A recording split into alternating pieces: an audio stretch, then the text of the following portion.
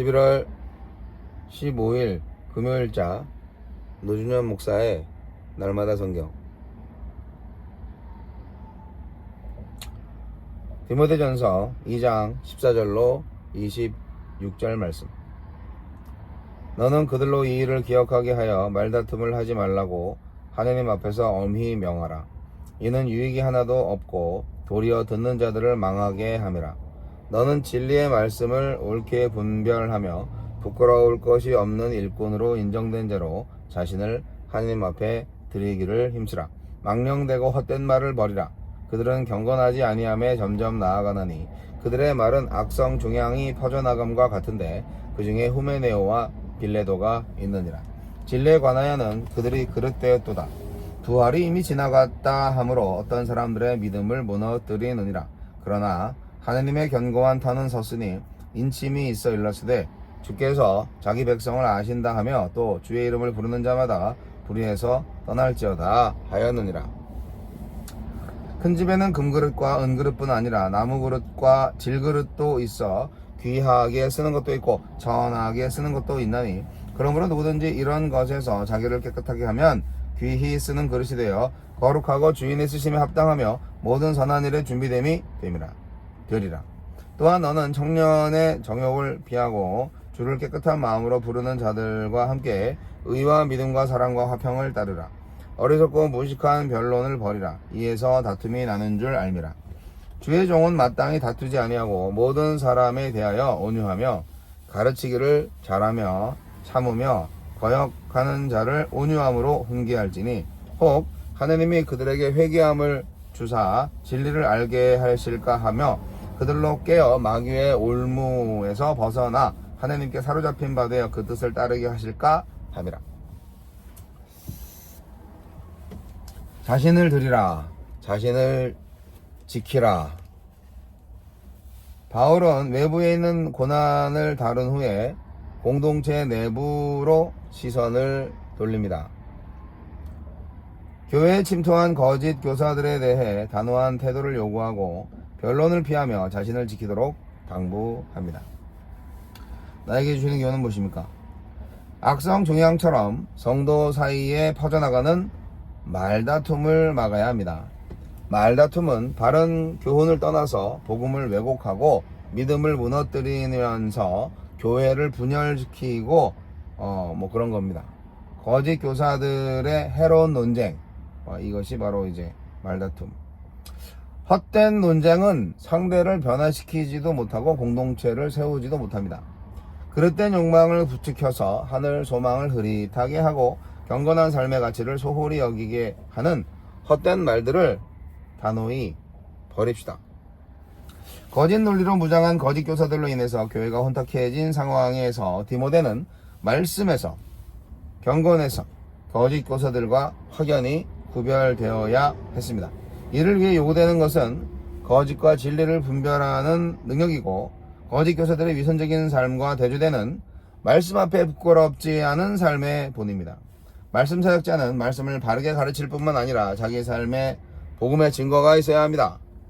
곧 자신이 전하는 메시지의 첫 순종자가 되어야 합니다. 거짓 가르침에 현혹돼서 믿음을 저버린 자들이 있더라도 불안해하거나 두려워할 필요가 없습니다. 이단의 가르침에 무너지지 않을 만큼 견고하게 서 있는 성도들이 교회 안에 있기 때문입니다. 그들은 하나님이 자기 백성으로 인친 자들로 진리에 굳게 서서 거짓 가르침에 흔들리지 않는 자들이며 불의에서 떠나는 자들입니다. 이들이 있기에 거짓 교훈은 절대 바른 교훈을 이기지 못합니다.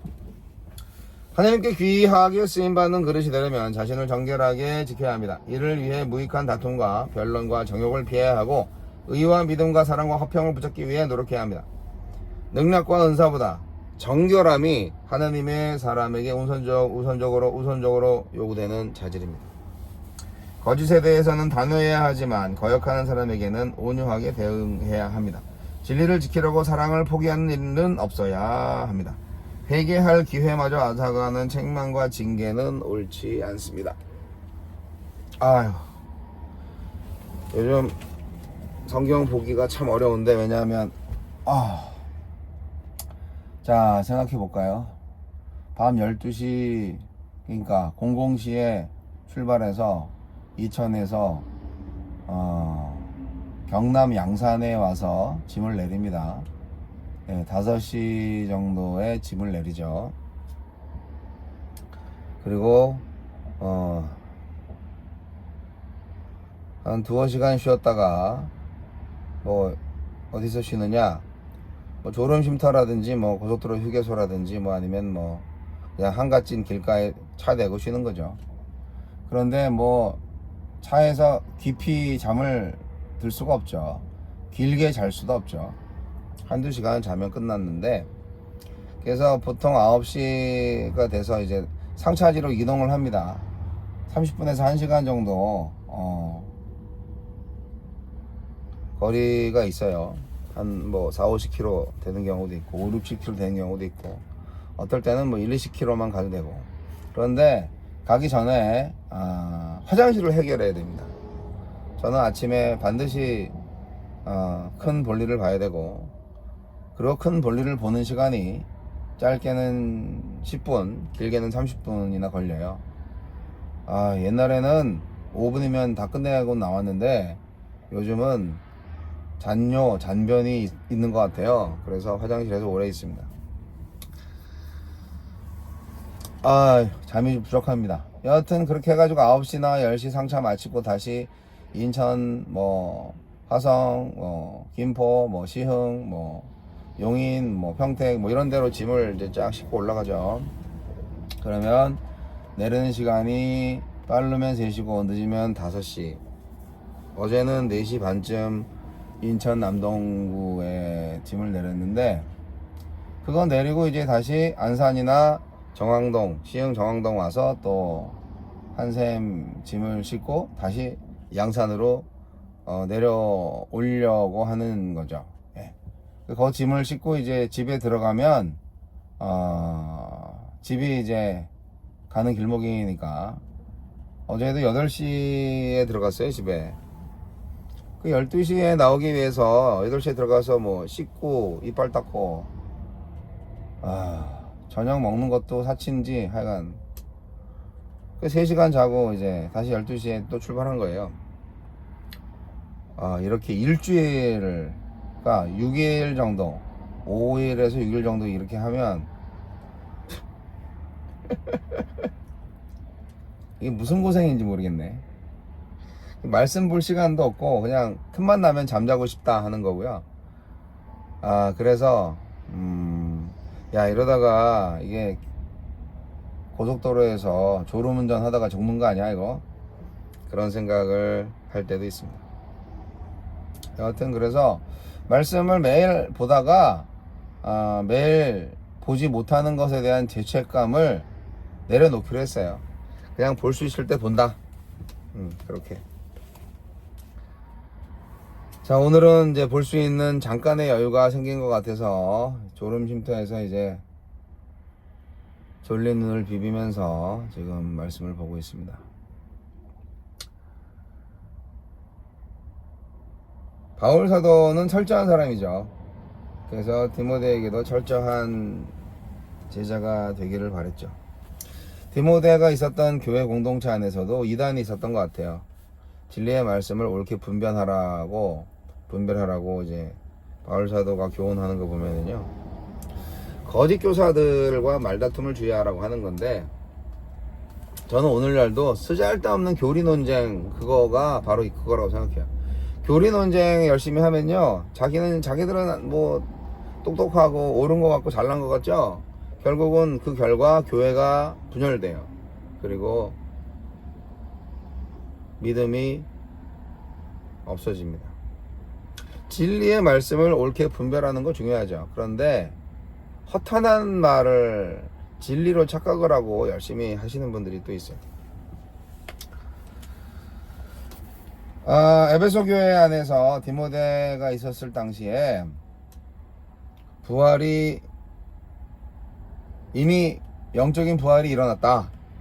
그러니까 몸의 부활은 없으니까 방종한 삶을 살아도 된다. 뭐 이런 이상한 주장을 하는 사람도 있었나 봐요. 여하튼 그런 거는 아주 절대적인 거죠. 예. 그런 거짓 교사들은 좀 내쫓아야 되는데. 근데 중요한 것은 그들과의 싸움에서 가장 중요한 것은 거룩함이라는 거죠. 정결함이라는 거죠. 그리고 거짓에 대해서는 단호해야 되지만 거짓에 물든 사람을 대할 때는 온유해야 된다. 이게 참 어렵죠. 이단에 빠진 사람을 매정하게 쳐내는 것이 필요하다고 생각하는데 그러면 안 된다는 거죠. 혹시 회개하고 복음을 다시 받아들일 수도 있으니까 온유하게. 그 온유함으로 이렇게 온유하게 이렇게 때려야 되나? 네. 모르겠네. 여하튼 회개와 생명의 역사가 거짓 가르침에 폭 빠진 사람들한테도 있어야 되기 때문에 결국 뭐 기도해야 되겠죠. 중요한 것은 삶이 중요하다. 경건한 마음을 가지라고 말한 적 없어요. 경건한 삶을 가지라고. 그렇게 청년의 정욕을 버리고 믿음과 사랑과 화평을 쫓아 사는 삶을 살아라. 그래서 정결함과 거룩함을 지켜라. 초대교회가 그랬죠. 디모데가 바로 그러한 주인공이 되어야 했습니다. 잘 깨끗하게 해놓으면 하나님이 귀하게 쓰시는 그릇이 될 것이다. 네, 저도 열심히 목욕하겠습니다. 요즘 쓰임 받고 있는 게 맞는지 모르겠네요. 주여.